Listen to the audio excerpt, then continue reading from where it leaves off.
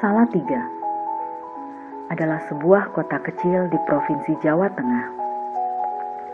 Terletak di kaki Gunung Merbabu dengan ketinggian 700 hingga 800 meter di atas permukaan laut. Sebagian besar penduduknya adalah para perantau. Ya, seperti kami, dari berbagai daerah mewakili setiap pulau di Indonesia.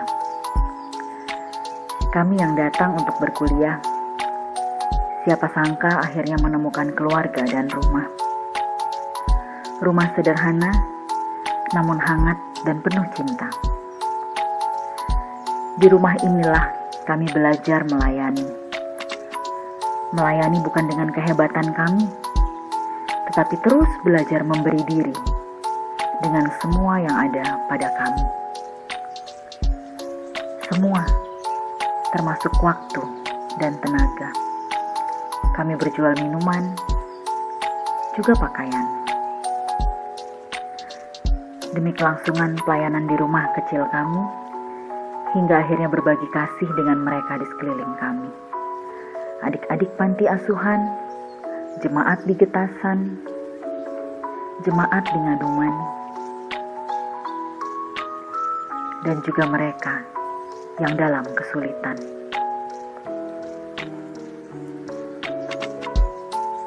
Inilah kami,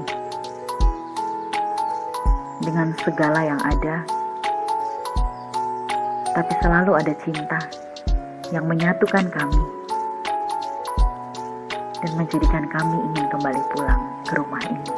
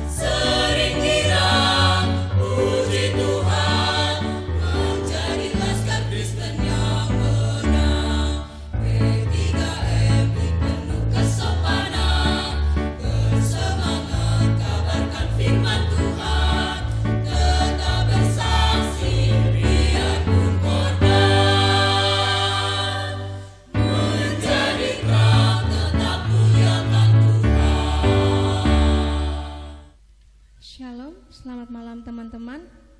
Mengucap syukur untuk setiap kesempatan yang Tuhan berikan sampai saat ini kita bisa berkumpul untuk beribadah pada malam hari ini.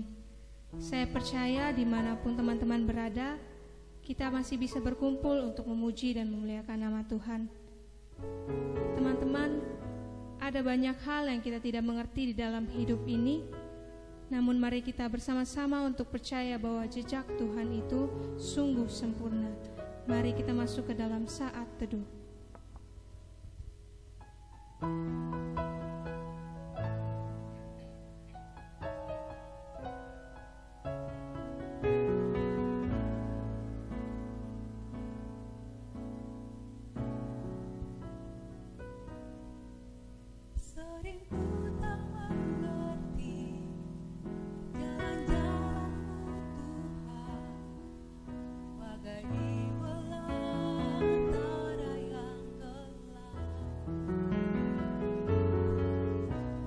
Seribu tanya, namun tetap percaya jejakmu Tuhan sungguh sempurna. Ajarku memahami semua yang kau ingini agar hidupku puaskan hatimu. Bagimu aku rela sepenuh hati.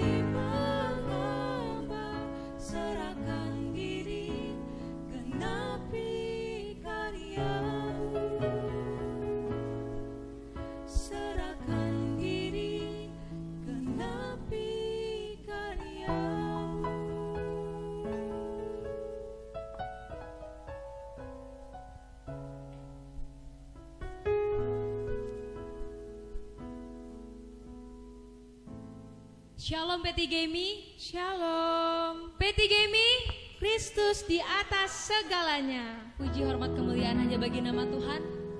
Hari ini kita akan bersama-sama memulai ibadah kita. Teman-teman, 1 Korintus 2 ayat 9 mengatakan, tetapi ada tertulis, apa yang tidak pernah dilihat oleh mata dan tidak pernah didengar oleh telinga, bahkan tidak pernah timbul dalam hati manusia, semua itu akan disediakan Allah untuk setiap kita yang mengasihinya. Mari sama-sama kita angkat pujian yang mengatakan, apa yang tak pernah dilihat mata, Allah sanggup.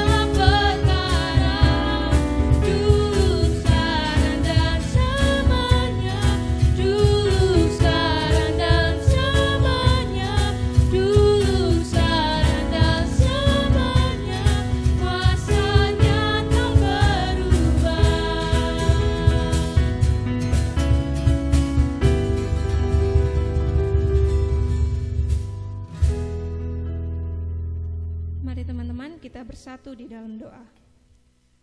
Terima kasih Bapa, terima kasih Yesus, terima kasih Roh Kudus. Engkau telah memberkati satu hari ini untuk kami dapat berkumpul di tempat ini untuk beribadah. Pada saat ini kami berdoa untuk perjalanan ibadah ini. Kiranya Engkau memberkati ibadah ini dari awal, pertengahan hingga akhirnya. Kami juga berdoa untuk setiap pelayan yang melayani dalam ibadah ini. Kiranya Engkau menyalurkan talenta yang Engkau berikan kepada mereka untuk memuji dan memuliakan nama-Mu. Kami juga berdoa untuk teman-teman yang mengikuti ibadah melalui YouTube MyPileo. Kiranya Engkau memberikan berkat-Mu untuk dapat mengikuti ibadah ini sampai selesai. Kami juga berdoa untuk hamba Tuhan yang akan membawakan firman-Nya. Kiranya firman yang dibawakan dapat kami terapkan dalam kehidupan kami sehari-hari. Dalam nama Tuhan Yesus kami berdoa dan ucap syukur kepadamu. Haleluya. Amin. Teman-teman, kita pasti pernah ada di dalam situasi yang penuh kegelapan dan penuh tantangan. Dan pada saat itu juga kita sangat membutuhkan ketenangan dan kedamaian di dalam diri kita. Kita harus percaya bahwa jawaban itu ada di dalam Yesus yang akan menolong dan menghibur kita. Mari kita masuk ke dalam perenungan firman Tuhan yang akan dibawakan oleh hamba-Nya. Mari kita mengangkat pujian Kalau Ku Cari Damai.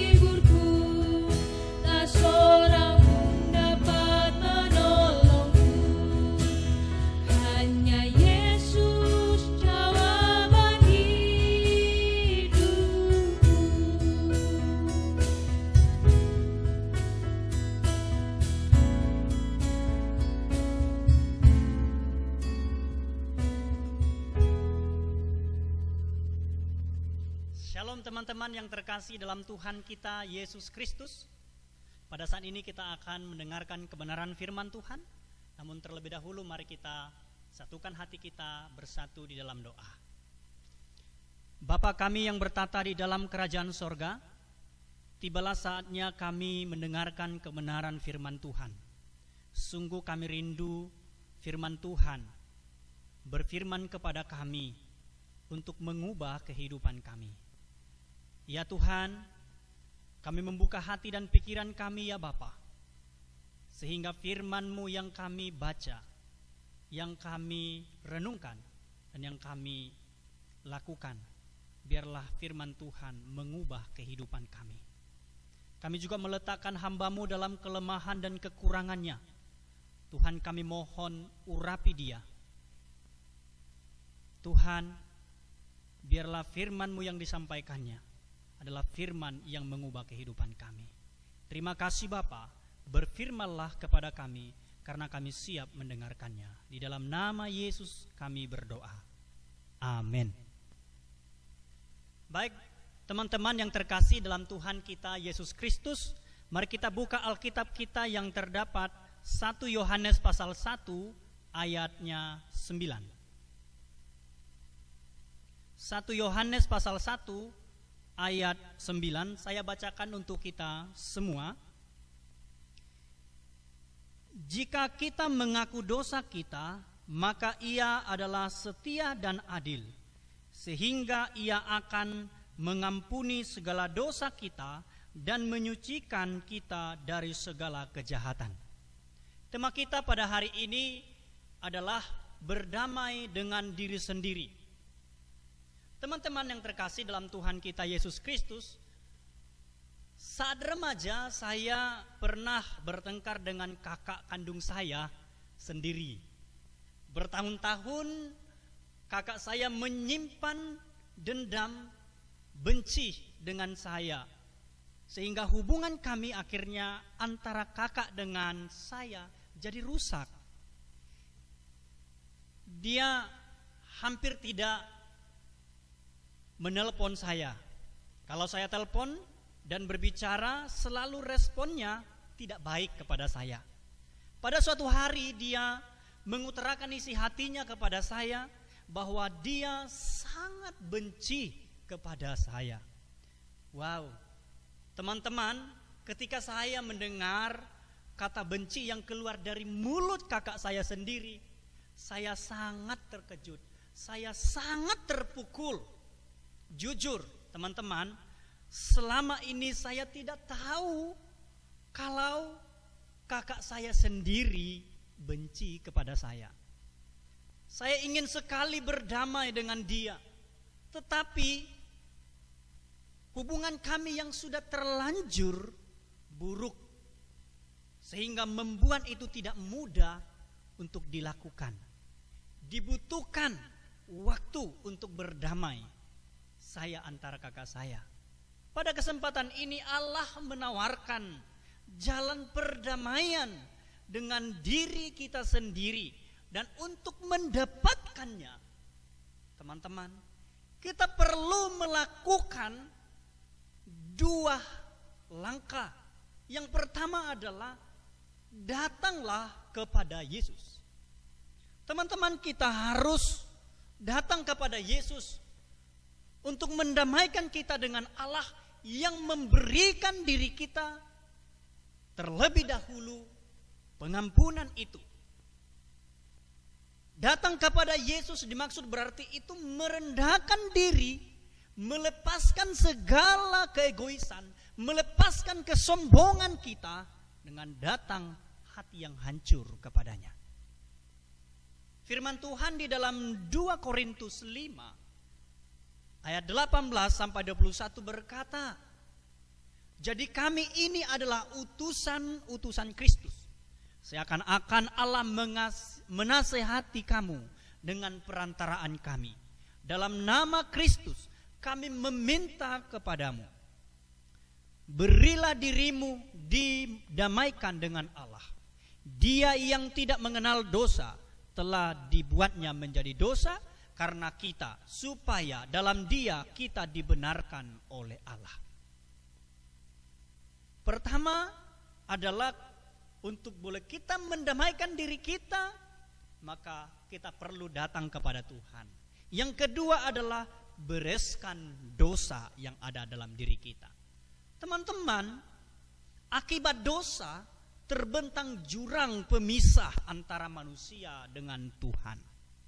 Kita harus membereskan terlebih dahulu sampai tuntas sebelum kita memulai hidup baru dalam kasih anugerah Allah. Caranya bagaimana? Ya, dengan mengakui dan meninggalkan dosa-dosa kita. Ketika kita saling mengaku dosa, berarti kita membutuhkan komunitas saudara seiman. Saling mendoakan satu dengan yang lain. Kita saling membantu membereskan dosa itu kepada Tuhan. Dan saling menjaga agar kita tidak jatuh lagi di dalam dosa. Saudaraku yang terkasih dalam Tuhan kita Yesus Kristus. Kalau kita mengakui kebenaran pada ayat yang ke-8, dia mengatakan, jika kita berkata bahwa kita tidak berdosa, maka kita menipu diri kita sendiri dan kebenaran tidak ada di dalam kita. Pada ayat yang ke-8 ini mungkin tidak sulit untuk kita lakukan. Tetapi melakukan apa yang diperintahkan pada ayat yang ke-9 yang dikatakan jikalau kita mengaku dosa kita maka ia setia dan adil, mungkin sulit untuk kita lakukan. Karena kenapa? Di sini dibutuhkan pengakuan. Secara harafiah mengatakan hal yang sama. Memiliki sarana penglihatan yang sama dengan yang dimiliki oleh Allah. Tetapi ini bukan pengakuan lisan saja. Bukan hanya sekedar untuk pengakuan, sekedar keluar dari bibir kita. Tetapi di sini dibutuhkan sebaliknya mencakup tindakan meninggalkan dosa. Mengakui bahwa keberadaan kita yang berdosa dalam keterbatasan kita. Sebab demikian sikap Allah terhadap kita dalam hal dosa itu, maka Tuhan menyediakan mengampuni kita. Pengakuan yang dilakukan Allah kepada kita, Dialah yang setia dan adil. Lebih tepat, Dia adalah setia dan benar. Allah akan setia terhadap apa yang telah diucapkan olehnya. Dan Allah yang setia, adil di dalam segala tindakannya. Bagaimana caranya Allah berdamai dengan kita? Hanya satu cara, adalah Dia mati di atas kayu salib dengan mengampuni dosa kita yang berlandaskan pada kematian anaknya Yesus Kristus. Dia mengampuni kita, Dia menyucikan kita. Mengampuni itu berarti bahwa dari keberdosaan kita, dari hukuman seharusnya yang kita terima itu, maka Yesus Kristus menanggungnya. Dan kita menjadi anak-anak Allah. Saudaraku yang terkasih dalam Tuhan kita Yesus Kristus, pada hari ini kita datang kepada Tuhan. Dialah yang telah terlebih dahulu memperdamaikan kita dengan dosa yang kita perbuat. Dia telah mengorbankan dirinya di atas salib, hanya menebus kita yang berdosa. Untuk manusia yang berdosa, yang merasa dirinya berdosa, dan juga benar-benar menyadari dan hatinya berkata kepada Tuhan, kasihani aku Tuhan yang berdosa ini. Saudaraku yang terkasih dalam Tuhan kita, siapapun yang datang hari ini kepada Tuhan, yang mengaku dosanya kepada Tuhan, Tuhan menyambut kita semuanya.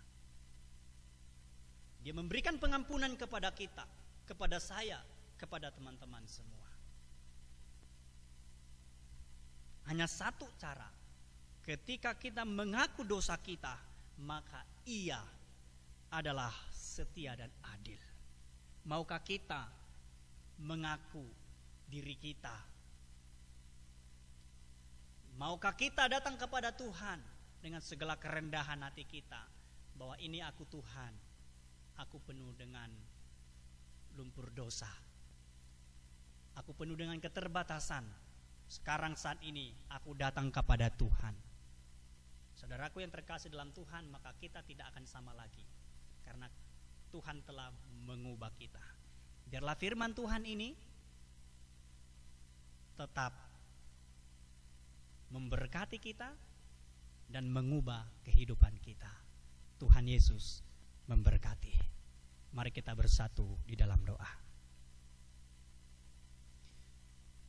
Tuhan, ini kami, anak-anak-Mu yang berdosa.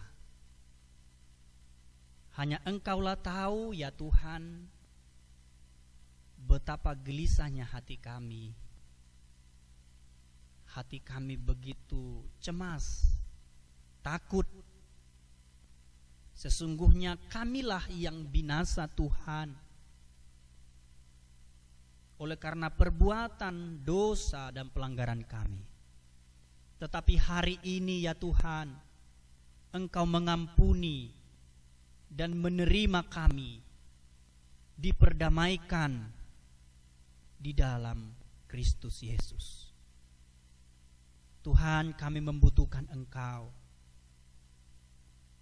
Kami percaya Engkau yang telah disalib mati bagi kami. Seluruh hukuman dosa kami telah dibayar di kayu salib di 2000 tahun yang lalu. Supaya kami yang berdosa ini diperdamaikan oleh Allah. Terima kasih ya Bapa. Terima kasih Engkau telah menyelamatkan jiwa-jiwa yang boleh datang kepada Tuhan pada hari ini. Hamba-Mu percaya setiap yang datang hari ini boleh kami diselamatkan.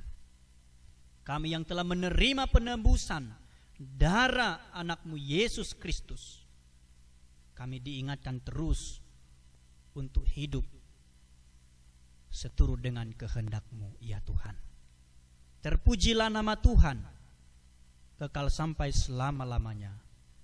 Kami berdoa dan mengucapkan syukur. Amin. Baik teman-teman, kita akan masuk ke dalam sesi sharing. Ada teman kita yang akan bertanya kepada Bang Guru. Namun sebelumnya, Kakak bisa kenalin dulu namanya siapa? Baik, terima kasih. Sebelumnya nama saya Iren. Di sini saya mau bertanya, bagaimana ketika kita saat sudah mengampuni itu, kita ketika mengingat masalahnya lagi itu, kita masih ada kepahitan di dalam hati kita. Menurut Bang Guru, apakah itu sudah termasuk mengampuni atau bagaimana? Ya baik, nah, terima kasih, pertanyaan yang bagus. Teman-teman, begini, ketika kita mengampuni, berarti kita juga harus mengampuni dan menerima. Jadi mengampuni dan menerima itu, ya itu adalah satu kesatuan. Ya, ada orang ya di mana hanya dia bisa mengampuni. Kita kasih satu contoh. Di sebuah perusahaan begitu, ketika karyawan melakukan kesalahan yang fatal yang membuat perusahaan itu kerugian yang besar, katakanlah bahwa memang dia harus ya dikeluarkan seperti itu.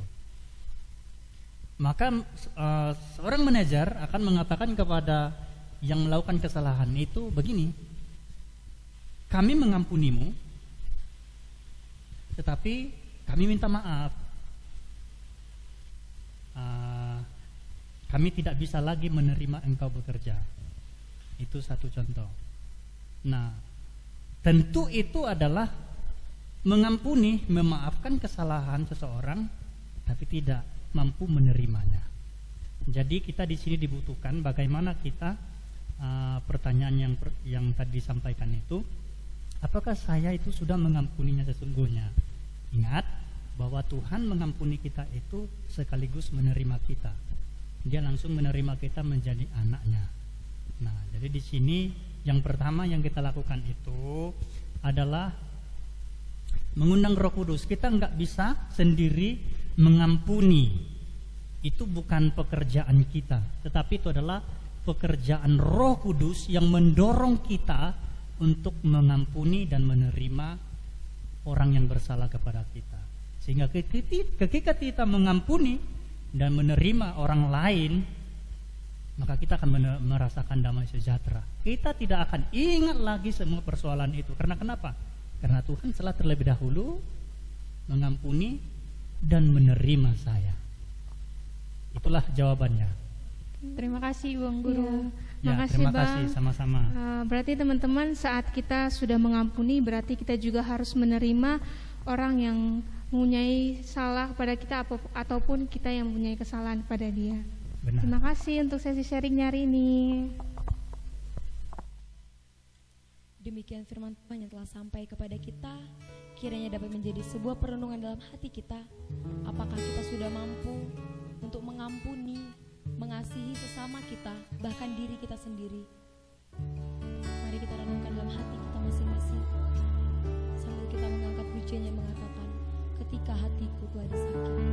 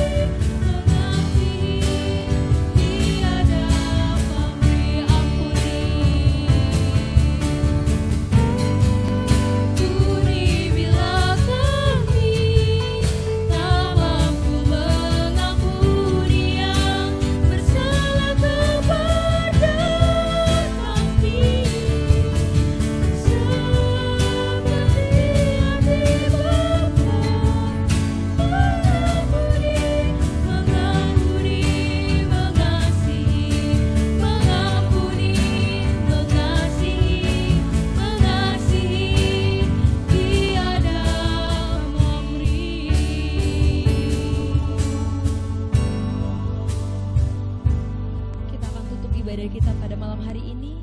Kita akan bersama-sama doa Bapa kami, doksologi, berkat akan disampaikan oleh Guru Karno Siritoitet. Mari kita bersatu dalam doa. Bapa kami yang ada di surga, dikuduskanlah namamu, datanglah kerajaanmu, jadilah kehendak-mu di bumi seperti di surga. Berilah kami pada hari ini makanan kami yang secukupnya, dan ampunilah kami akan kesalahan kami, seperti kami juga mengampuni orang yang bersalah kepada kami. Dan jangan bawa kami ke dalam pencobaan, tetapi lepaskanlah kami daripada yang jahat, karena Engkau yang punya kerajaan dan kuasa dan kemuliaan sampai selama-lamanya. Amin.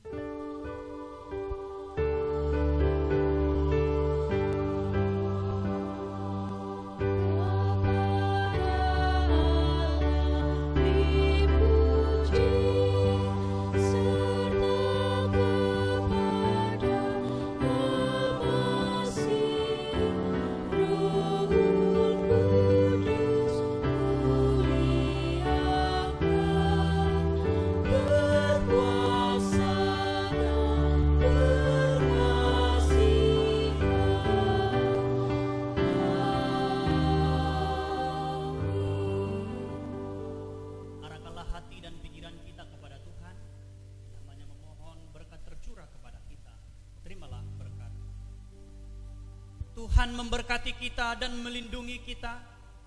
Tuhan menyinari kita dengan wajah-Nya dan memberi kita kasih karunia.